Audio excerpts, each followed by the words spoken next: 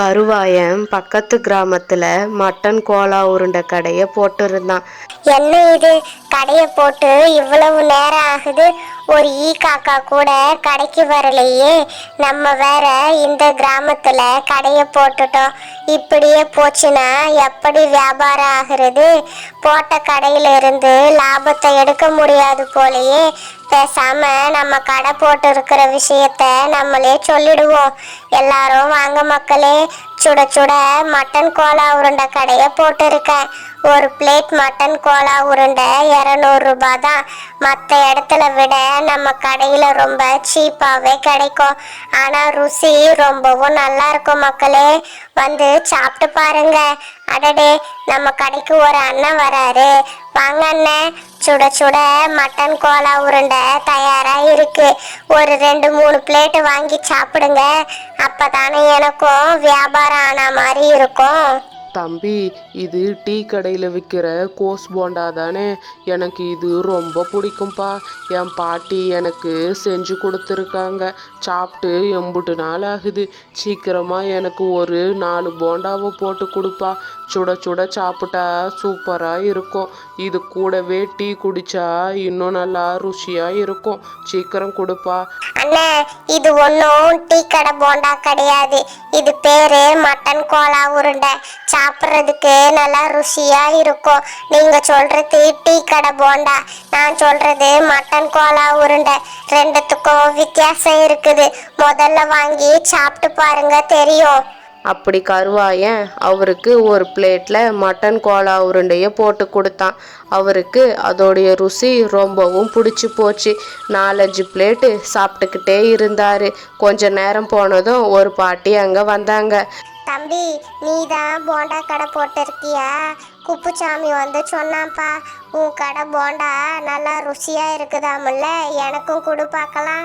பாட்டி, அது பேரு போண்டா கிடையாது, மட்டன் கோலா உருண்டை. உங்களெல்லாம் என்ன செய்யறதுன்னே தெரியல. என் கடைக்கு வர ஒவ்வொருத்தரும் ஒவ்வொரு ரகமா இருக்கீங்க. என்னத்தை செய்யறது? சரி சரி, அப்படி உக்காரு. உனக்கும் சூடா 4 மட்டன் கோலா உருண்டைய போட்டு தரேன். சாப்பிட்டு பாரு, அப்ப தெரியும் அது போண்டா கிடையாதுன்னு. உங்களுக்கெல்லாம் சொல்லி புரிய வைக்க முடியாது. அப்படி கருவாயனுடைய அந்த மட்டன் கோலா உருண்டை கடை ரொம்ப நல்லாவே போய்கிட்டு இருந்துச்சு. அவனுக்கு நல்ல லாபமும் கிடைச்சது. அந்த கிராமத்து மக்கள் வித்தியாசமாக ஏதோ கிடைக்குதேன்னு எல்லாரும் வந்து அந்த மட்டன் கோலா உருண்டையை வாங்கி சாப்பிட்டாங்க. அவனுக்கு நல்ல லாபம் வந்தது. ஒரு வழியா எல்லா கோலா உருண்டையும் காலி ஆகிடுச்சு.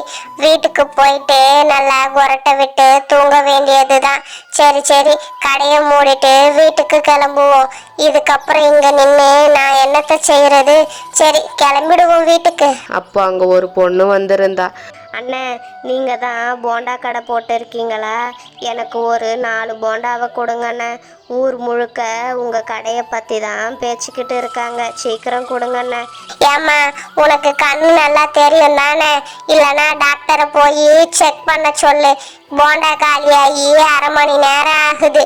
அப்புறம் அது ஒன்றும் போண்டா கிடையாது, அதுக்கு பேரு மட்டன் கோலா உருண்டை. நாளைக்காவது சீக்கிரம் வா.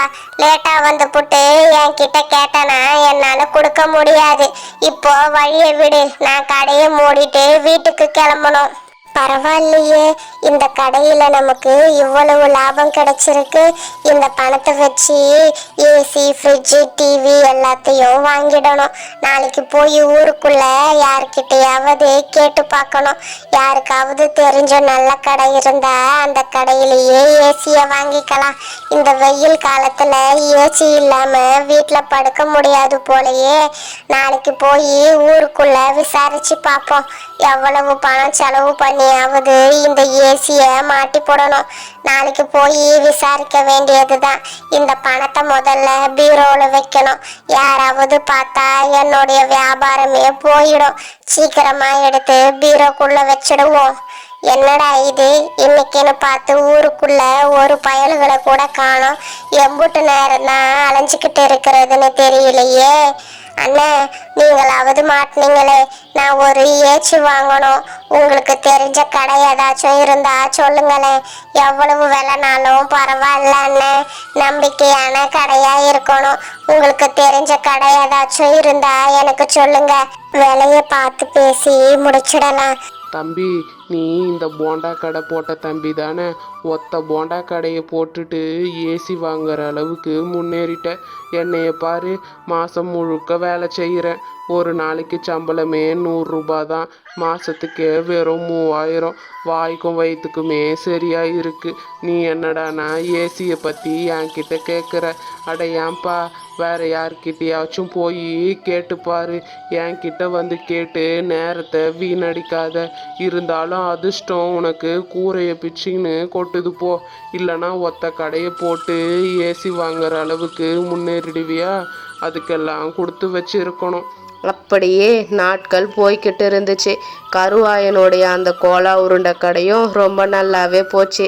அடடே குண்டாக்கா, வாங்க வாங்க, நம்ம கடையில சுட சுட மட்டன் கோலா உருண்டை இருக்கு. உங்களுக்கு சாப்பிட்றதுக்கு எத்தனை பிளேட் வேணும்னு சொல்லுங்க. உங்களை பார்த்தா 4-5 பிளேட்டு சாப்பிட்ற மாதிரி இருக்கு. சரி சரி, அப்படி போய் உக்காருங்க, நான் போட்டு கொடுத்துக்கிட்டே இருக்கேன், நீங்க சாப்பிட்டுக்கிட்டே இருங்க, சரியா? தம்பி, இங்க பாரு, ஏதோ கொஞ்சம் பூசுனா போல இருக்கேன். அதுக்கு நீ என்ன குண்டு அக்கான்னு சொல்லுவியா? உன் கடைக்கு சாப்பிட வரவங்க குண்டா இருந்தா உனக்கு என்ன, ஒல்லியா இருந்தா உனக்கு என்ன? உன்னுடைய வியாபாரத்தை மட்டும் நீ பாரு. அடுத்தவங்க உருவத்தை பற்றி நீ ஒன்றும் கிண்டல் செய்ய வேணாம். உன் கடைக்கு நான் சாப்பிடத்தானே வந்திருக்கேன். நான் என்ன கேட்குறனோ அதை சாப்பிட கொடு, எனக்கு ஒரு பிளேட் கொடு. அப்படி கருவாயன் தான் கடைக்கு வரவங்க கிட்ட ஒம்பு இழுத்துக்கிட்டு அந்த மட்டன் கோலா உருண்டை கடையை நடத்திட்டு வந்தான். ஆனாலும் அவனுக்கு அந்த கடையில் நல்ல லாபம் கிடைச்சது. அப்படியே சில நாட்கள் போச்சு. கருவாயன் சொந்தமாக ஒரு வீட்டையும் கட்டினான். சும்மாவா சொன்னாங்க, வீட்டை கட்டிப்பாரு, கல்யாணத்தை பண்ணிப்பாருன்னு?